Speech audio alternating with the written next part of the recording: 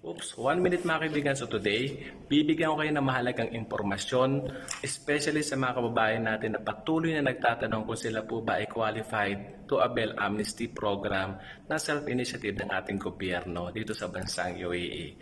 Again, mga kaibigan natin, sobrang dami na pong inquiry at saka sayang yung mga pamasayan na pumupunta sa opisina tapos hindi naman pala sila pwede. Okay? Ito yung mga hindi qualified to avail this amnesty program ng gobyerno. Una, blacklisted people outside UAE.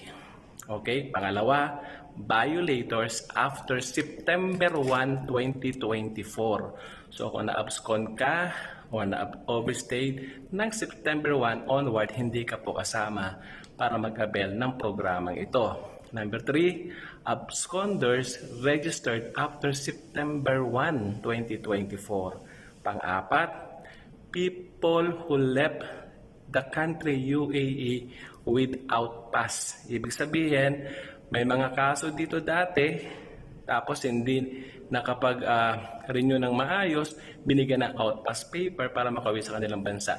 Hindi po siya kasama mag-avail ng amnesty para makapasok ulit sa bansang ito.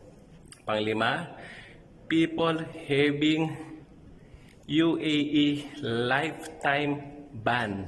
Okay?